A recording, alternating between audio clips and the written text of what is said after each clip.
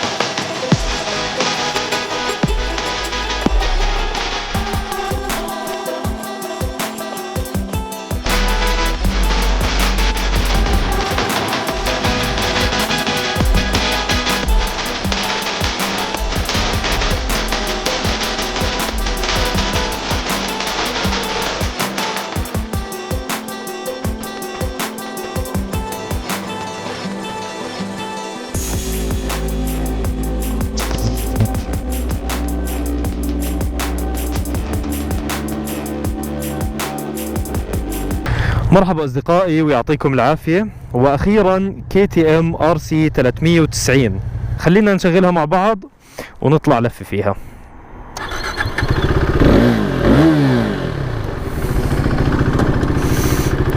بسم الله.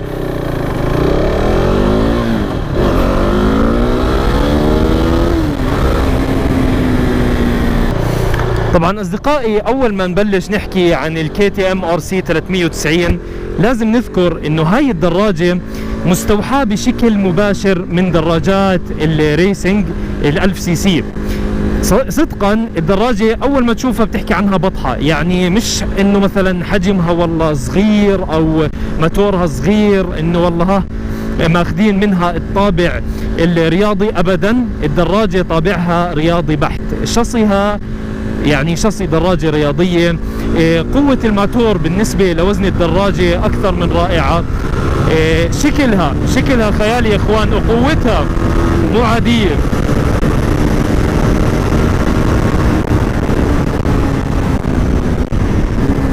قوتها رهيبة جدا، شكل رياضي رهيب. الألوان اللي موجودة على الكي تي ام ار سي 390 ألوان خيالية، يعني بتطلع على اللون البرتقالي، على اللون الأبيض، بشكل عام بس بتغرم فيها، بتحبها لهي الدراجة. ألوانها زي هالجزرة البرتقالي اللي فيها يا إخوان كثير حلو صدقا، شكل رياضي. بكفي لون البرتقالي اللي موجود على الشاصي وموجود على العجال.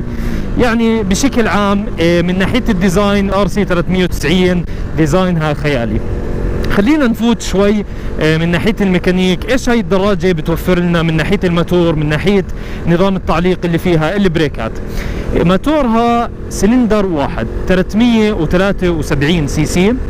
هذا الموتور بيقدر يولد تقريبا 44 حصان و33 نيوتن متر من العزم. ارقام جدا جميله بالنسبه لدراجه مثل الكي تي ام ار سي 390. حجم موتور مش كبير، سلندر واحد، التورك اللي فيها عظيم. والتورك واحده من الشغلات اللي يعني دائما الار سي بتتفوق فيها. حكينا عن موتورها بالنسبه لوزنها رهيب، نشيطه جدا الدراجه، بتستمتع وانت بتسوق هاي الدراجه.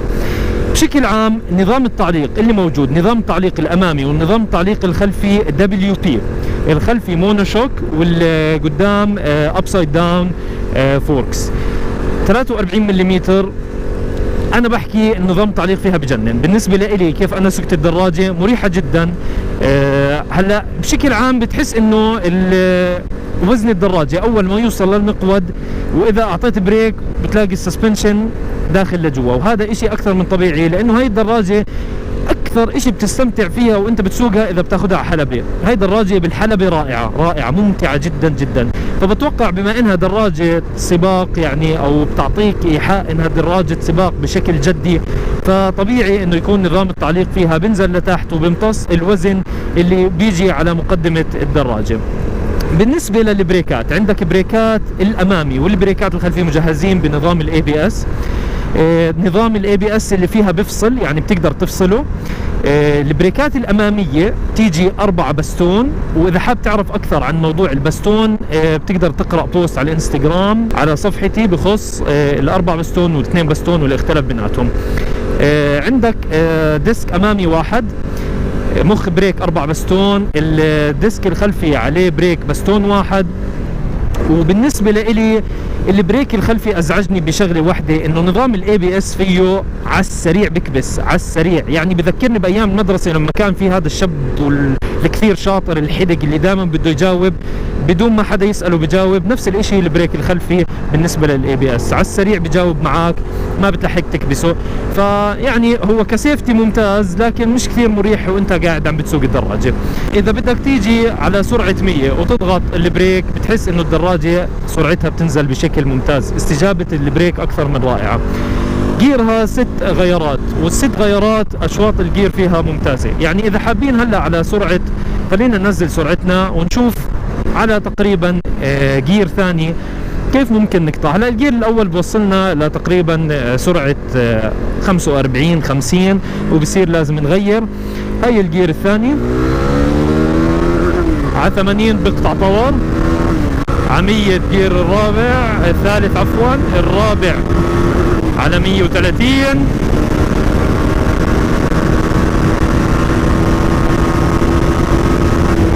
الخامس على 154. طبعا هاي الدراجة سرعتها القصوى تقريبا 180 كيلو، فبتقدر يعني ان هون نحكي تقريبا الجير السادس راح يوصلنا لل 180 كيلو. فزي ما انتم شايفين الدراجة عزمها رائع رائع جدا. واحدة من الشغلات اللي بتضايقني وانا قاعد عم بسوق الدراجة الكرسي ابدا مش مريح. يعني المهندس اللي عمل الدراجة ما بعرف شو كان يعني بفكر لما عمل هذا الكرسي. اول اشي لازم تعمله اذا صح لك تجيب كرسي ثاني، واذا ما صح لك الله بعينك مخدتين فوق بعض امورك بتكون تمام. غير هيك صراحة القعدة على الدراجة شوي بتتعبك. بالنسبة للشاشة اللي موجودة على هاي الدراجة، هاي شاشة ال LCD اللي موجودة أمامنا. زي ما حكينا بتفرجيك الغيارات، بتفرجيك السرعة. خلينا نطلع عن هالشاحنة عشان نحكي عن الشاشة بشكل أفضل. بتفرجيك درجة حرارة الماتور. وهلأ بنيجي لنظام تبريد الدراجة اللي موجود. سامعين يا إخوان؟ هاد صوت المروحة لنظام التبريد المائي اللي موجود على KTM RC 390. هذا الصوت ما بيطلع معانا بالأردن إلا فصل الشتاء كمان وانت واقف على الأزمة، هالقد بيكونوا الأزمات قوية. تبريد الKTM هاي تبريد مائي. بالنسبة لي أفضل تبريد ممكن يكون موجود على الدراجات موجودة بمناطق حارة مثل الأردن، وصراحة بيساعد الدراجة بشكل كبير. بتفرجيك قديش معاك بنزين برضو، وبفرجيك تقريبا كمية لترات البنزين اللي انت بتستخدمها لكل 100 كيلو. وعندك هون الوقت. لون الشاشة حلو، البرتقالي ماشي مع الثيم تبع الدراجة، جميل جدا حبيته. مبدئيا كل الشكر للسيد أنس جفال على الفرصة اللي أعطاني إياها مشان أعمل ريفيو عن هاي الدراجة المميزة. شكرا لك حبيبي أنس. المري تبعون الدراجة رائعين. واحد، المري حافظوا على الشكل الرياضي للدراجة. اثنين، مجال الرؤية فيهم أكثر من ممتاز. يعني إذا أنت رافع ظهرك وقاعد عم بتسوق الدراجة بشكل عادي يعني بتحس إنه المري مغطين لك كافة الشارع يمين وشمال. وإذا حابب إنك تسوقها بشكل رياضي تقعد قاعدة رياضية تنزل ظهرك لقدام، برضو المري بيكشفوا لك الشارع. فهذا إشي رائع جدا بالنسبة لهاي الدراجة. اما الدراجة من قدام فعندنا ضوين بشكل دائري هولوجين بيجوا، وعندهم خطوط LED على الجنب. لونهم اصفر وشكلهم جميل جدا. يعني الاضواء بعتقد يا بتحب شكلهم يا ما بتحب شكلهم، ما صعب تكون بالنص.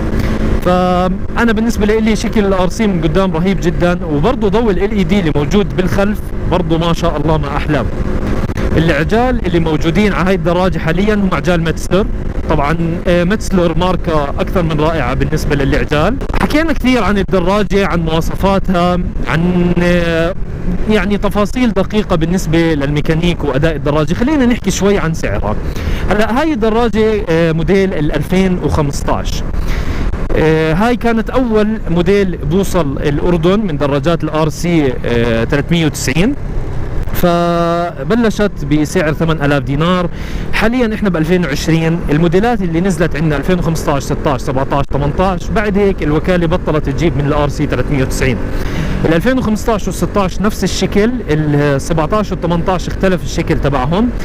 بالنسبه لسعر هاي الدراجه مستعمل ببلش من 4500 بكمل ل 6000. انا طبعا بحكي مستعمل لانه اذا بتفتح على اوبن سوق او جروبات فيسبوك مجمع الأسعار تقريبا حوالين 4.5 ل 6000 دينار.